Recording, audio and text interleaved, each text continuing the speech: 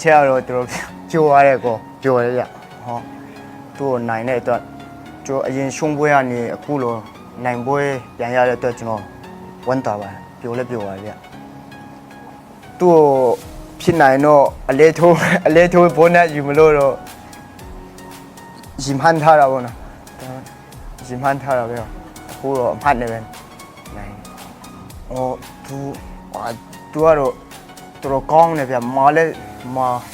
တော်မာတယ်လက်ပဲနာတယ်သူကျွန်တော်ဟိုကြောက်မထိုးနိုင်ဘူးဗျဟောသူတော်ကောင်းတယ်ဗျကောင်းလည်းကောင်းဟော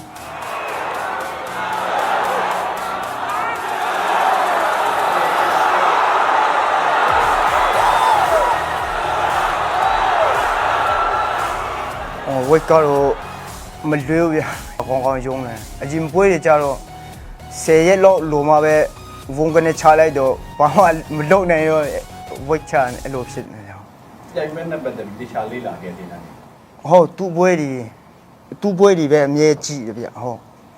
သူ့ပွဲတွေနေရိုင်းနဲ့ထိုးတဲ့ပွဲတွေရောပြင်တခြားသူအလဲထိုးပွဲတွေရောအကုန်ကြည့်ရဗျဟုတ်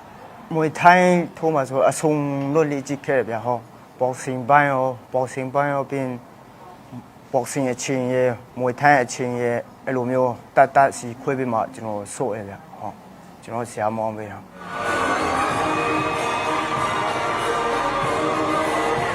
ဒီဝတ်ဆောင်ရဲ့ဒီအောက်ချင်းဟက်ကတော့အ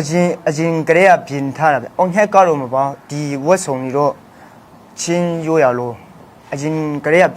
ပြင်လာတာဒါပေမဲ့ဝမ်းကပေးမဝတ်ခိုင်းဘူးဒီတစ်ခေါက်မှဝယ်ရအောင်ဟုတ်ဒီတစ်ခေါက်မှအဲ့ဒါတော့မှတားကိုဖြုတ်ဝယ်ရတားပြိုးပေးလို့ပဲရတယ်ထင်တယ်ဟုတ်